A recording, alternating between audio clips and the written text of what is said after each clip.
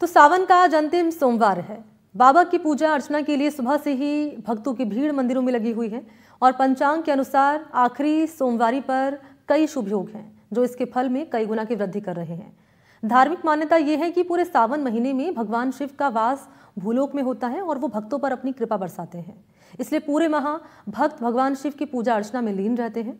खासकर सावन महीने में सोमवार के दिन का महत्व और ज्यादा बढ़ जाता है और इस दिन व्रत रखने का विधान भी है। 3 सावन सोमवार बीतने के बाद अब सावन माह के अंतिम सोमवार का व्रत आज है और आज क्योंकि आखिरी सोमवार है और ऐसे में भक्त अपने भोलेनाथ को रिझाने के लिए, उन्हें प्रसन्न करने के लिए हर जतन कर रहे हैं। कोई फूलों की वर्षा कर रहा है तो कोई जलाभिषेक कर रहा है, कोई आरती कर रहा है तो कोई बेलपत्र भगवान भोलेनाथ को अर्पित कर रहा है। 3 अलग अलग शहरों की तस्वीरें मैं आपके सामने रख रही हूँ। जयपुर में आप देखिए भक्तों का सैलाब उमड़ा हुआ है मंदिर के भीतर। वाराणसी की तस्वीर देखिए, यहाँ मंदिरों में भस्म आरती भोलेनाथ की जा रही है और इसके अलावा उज्जैन आपको लिए चलें तो यहाँ हजारों की संख्या में भक्त मौजूद हैं और आरती यहाँ पर की जा रही है और दुग्धाभिषेक किया जा रहा है भगवान भोलेनाथ का उज्जैन में। तो सावन का आज अंतिम सोमवार है और जो भक्त हैं वो लगातार मंदिरों का रुख कर रहे हैं और जैसे कि आपको हमने बताया कि आज क्योंकि आखिरी सोमवार है सावन का और कई शुभ योग आज बन रहे हैं। आज मान्यता यह है कि जो भी भक्त भगवान भोलेनाथ की सच्चे मन से, सच्चे दिल से अगर आराधना करेगा तो भगवान भोलेनाथ उनकी हर मनोकामना पूर्ण करेंगे। तो अलग अलग शहरों की तस्वीरें आपके सामने रख रहे हैं और इस बीच लिए चलेंगे आपको सीधा जैसलमेर और इस बीच हमारे साथ मौजूद हैं यहाँ बाबूलाल सरोज भी, जिनकी मौजूदगी है खाटू श्याम मंदिर के। इसके अलावा हम आपसे दिखाएंगे यहाँ पर तस्वीरें कि क्या इस वक्त तैयारी की गई जैसलमेर में। पहले श्रीकांत आपके पास आते हुए, मंदिर के भीतर आप मौजूद हैं, किस तरह की तैयारी की गई है और क्योंकि आज सावन का आखिरी सोमवार है तो भक्त कितने उत्साहित नजर आ रहे हैं? काफी उत्साह। आज सुबह का जो आरती है वो अभी चल रहा है। आज अंतिम सोमवार है। आज सुबह करीब 11 बजे के बाद जो है वो जो महादेव का रुद्राभिषेक किया जाएगा, शस्त्र ग्रहण किया जाएगा। उसके बाद जो है वो शादी का भी कार्यक्रम रखा गया है। साथ साथ आज आरती भी विशेष श्रृंगार होगा, लेकिन सुबह का शांति और सुकून है वो अलग ही है। मैं आपको तस्वीरें दिखा दूं, सुबह से ही भक्त जो है वो यहाँ महादेव के दरबार में पहुंचे हुए हैं और सुबह सुबह जो आरती का कार्यक्रम वो चल रहा है। मैं आपको तस्वीरें दिखा दूं, इस तरह से लोग जो है वो मुक्तेश्वर महादेव के मंदिर में दर्शन करने के लिए पहुंच रहे हैं और भक्तों की काफी गहरी आस्था जो है वो भगवान आज के सोमवार है और सावन का अंतिम सोमवार है तो ये महत्व और अधिक बढ़ जाता है। आप इस सुबह स्कूल जाने वाले जो बच्चे हैं वो भी देखिए दर्शन के लिए पहुंच रहे हैं। जाने से पहले जो मंदिर का आशीर्वाद परिवार के साथ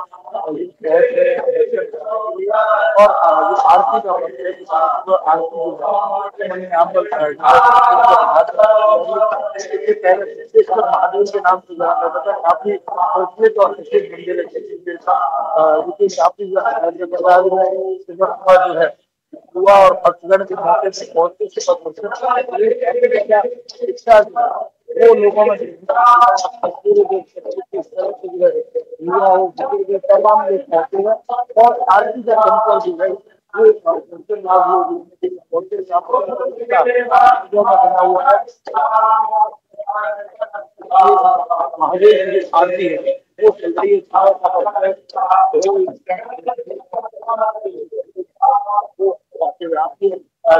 लाइव और एक्सक्लूसिव तस्वीरें महादेव की देख पा रही इस तरह से ये किताब है सुबह से ही भक्त जो है वो बड़ी तादाद में महादेव और इसको यहाँ पर काफी ज्यादा वो जो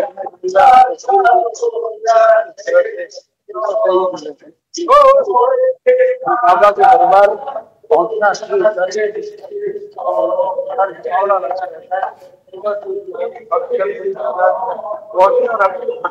का सिलसिला लगातार तस्वीरें देखकर समझ सकते सुबह से ही वो अब महादेव के दरबार में आ गए, पूजन का दौर जो है वो लगातार जारी है। आप देख सकते हैं किस तरह से जो है वो आरती पाठन जो है वो किया जा रहा है। तमाम लोग अच्छा उत्साह देखने को मिला। सुबह से ही लोग बहुत सावन का त्योहार है और सावन का उत्साह और उम्मीद जो है वो लगातार बनी हुई है।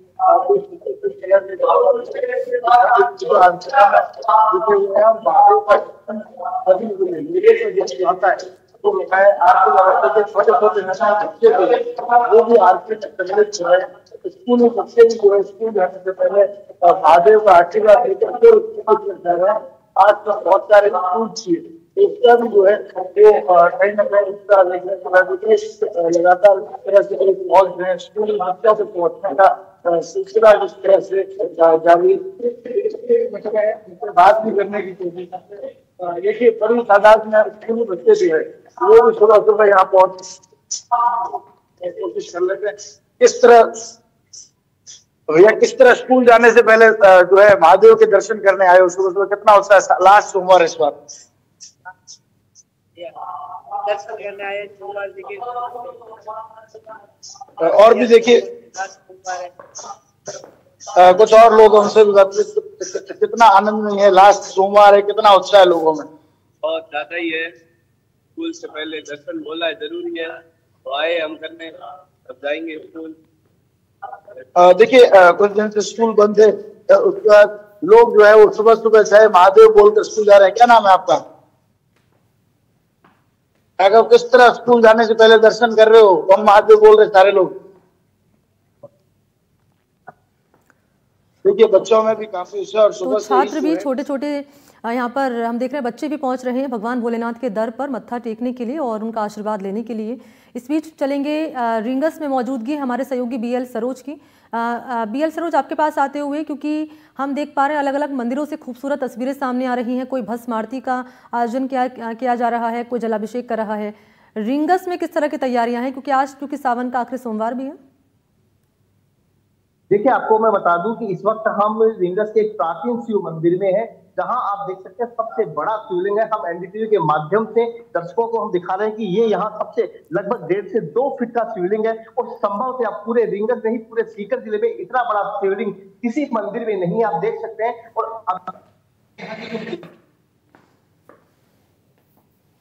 मंदिर का क्या लगभग 600 साल पुराना ये प्राचीन मंदिर है। भगवान सत्यनारायण भगवान का मंदिर है जिसका जीर्णोद्धार किया गया है। लेकिन सबसे बड़ी बात ये है कि इतना बड़ा शिवलिंग रिंगस में पूरे सीकर जिले में किसी मंदिर में नहीं है और यहाँ की पूजा अर्चना करने का एक अलग महत्व है।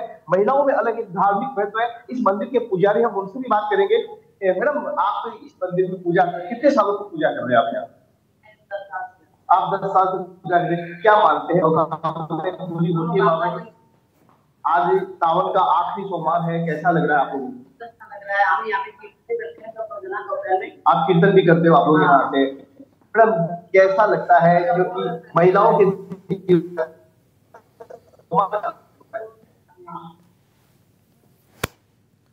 बाबूलाल सरोज आप बता रहे हैं कि सीकर के रिंगस में इतना बड़ा शिवलिंग किसी मंदिर में नहीं है। मैं चाहूंगी अगर आप जान पाए बातचीत कर पाए कि इस मंदिर की महत्ता क्या है, क्या विशेषता है? बिल्कुल पुजारी जी मेरे साथ है, उनसे बात करते हैं। सर क्या इस मंदिर का महत्व है? इतना बड़ा शिवलिंग कहीं नहीं है, क्या महत्व है? इसका महत्व ये है कि यहाँ पे एक तो एकांत भी मिलता है लोगों को, उसके हिसाब से यहाँ पे ना पूजा अर्चना में ये ना सुविधा रहती है। इसके अलावा जो सत्यनारायण भगवान का मंदिर है वो भी यहाँ पे लगभग 150-200 साल पुराना है। हमारे पूर्वजों ने यहाँ की सेवा की है। उसके बाद अच्छी लीनिएज में मतलब हम भी यहाँ पे ना सेवा पूजा कर रहे हैं। देखिए इस मंदिर का जो सबसे बड़ा महत्व है वो ये है कि ये 200 साल पुराने मंदिर के साथ जुड़ा हुआ है और भगवान विष्णु जो उसका रूप तो दूसरा स्वरूप लोग कैसा लगता है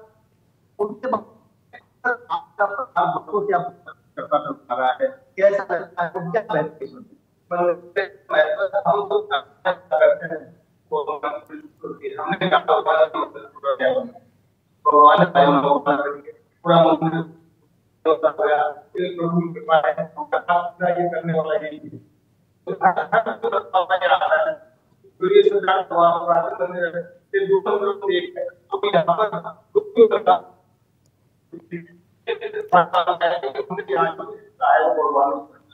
ये पूजा परिवार के मेंबर हैं जिनका ये कहना है कि इस मंदिर में जो कोई मांगता है वो पूरी होती है। और सबसे बड़ी बात है कि इतना बड़ा शिवलिंग पूरे सीकर जिले में कहीं नहीं है। कुल मिलाकर के इस मनोकालेश्वर मंदिर में जो भी कोई भक्त, क्योंकि ये रेलवे स्टेशन का मुख्य मार्ग के रास्ते पे मंदिर पड़ता है और भगवान विष्णु के जो आराध्य या कहें विष्णु का जो दूसरा स्वरूप सत्यनारायण भगवान का है, उसी स्वरूप में के साथ।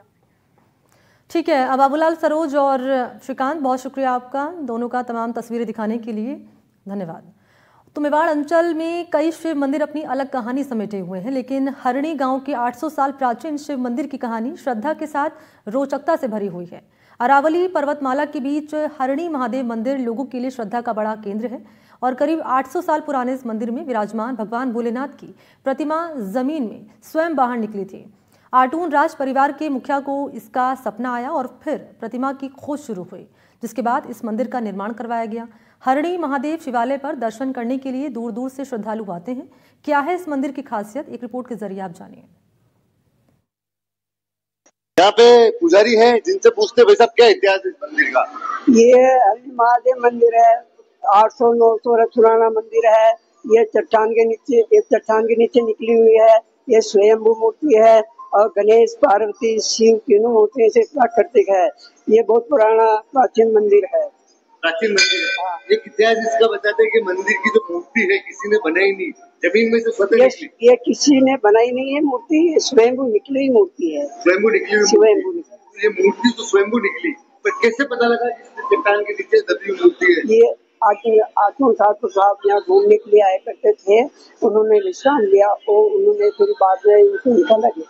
अच्छा, ये देखिए आटून में एक दरबार है, आटून का एक राज परिवार है, उनके लोग यहाँ पे शिकार खेलने आते थे। उस परिवार के लोग इस दौरान इस सेक्टर में वन सेक्टर था, इस वन सेक्टर में उनको अचानक नींद आ गई। नींद के बाद में जब वो सपना आया उनको भाई मैं यहाँ पे भोलेनाथ के जो बताया जाता कहानी बताई जाती है कि भोलेनाथ की प्रतिमा है इस जगह पे। आप ये देखिए चट्टान जिसकी बात ये अभी पुजारी जी कह रहे थे ओम जी, ये वो चट्टान है। आप ये देखिए ये अभी भी उसी मूल स्वरूप में है। इसी चट्टान के नीचे भगवान भोलेनाथ की प्रतिमा होने का सपना आटून के जो राज परिवार के जो वंशज थे उनको आया था किसी जमाने में। करीब 800-900 साल पुराना मंदिर है।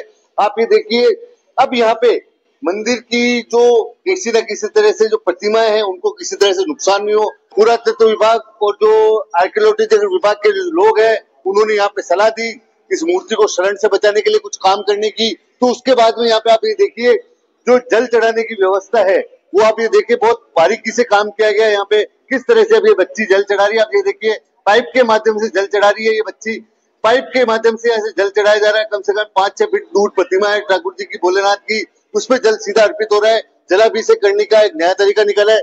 कुछ लोग हैं यहाँ पे जो लगातार काम कर रहे हैं इसको लेकर, उनसे बात करते हैं। क्या नाम है आपका? मुकेश जी, आप तो युवा हो, इसका क्या इतिहास है, अब क्या कर रहे हो इस प्रतिमा को शरण से बचाए? दंत कथाओं के आधार पे तो कहा जाए तो जैसे हजारों साल पुरानी ये स्वयंभू शिवलिंग है और कुछ राज परिवार के हिसाब से देखा जाए तो हजार साल पुरानी 800-900 साल पुरानी शिवलिंग है। मंदिर बने हुए लगभग ये जो मंदिर ऊपर शिखर वाला जो मंदिर बना उसको लगभग आप मान के लो 60-70 साल के आसपास हो चुका है। और बाकी अभी लगातार जो शुरू से लेकर जो अभी ट्रस्टी इसकी व्यवस्था संभाल रहा है। मंदिर बनने से लेकर यहाँ पर जितने भी दर्शनार्थी और जो भक्तगण आते हैं उनकी सारी व्यवस्था ट्रस्टी देखता है। जैसे शिवालय है, आपने बताया 8,900 साल पुराना शिवालय है। इस शिवालय को लेकर जिस तरह से बात की जाती है कि भाई ये प्राचीन शिवालय है, ये आने वाली पीढ़ी के लिए बचाने के लिए कुछ काम, तो ये देखिए इन्होंने कहा है कि हजारों लोग आते हैं यहाँ पे, हजारों लोग जैसे हमारी पीढ़ी जो इस भगवान के दर्शन कर रही है भोलेनाथ की स्वयंभू प्रतिमा की, आने वाली पीढ़ी भी दर्शन करे, इसके लिए क्या काम कर रहे हैं आप युवा लोग? मतलब यहाँ पर अभी पहले से बहुत ज्यादा विकास हो गया है। यहाँ पर हरी महादेव कमेटी बनी है और मूर्ति पंडित जो ये मुकुट भी लगा रखा है। जो भी भक्तजन आ रहे हैं उनके पानी की व्यवस्था, जल बिल्कुल बड़े अभिषेक भी हो रहा है उनके द्वारा। आगे से आगे मतलब परंपरा चलती हुई रहेगी।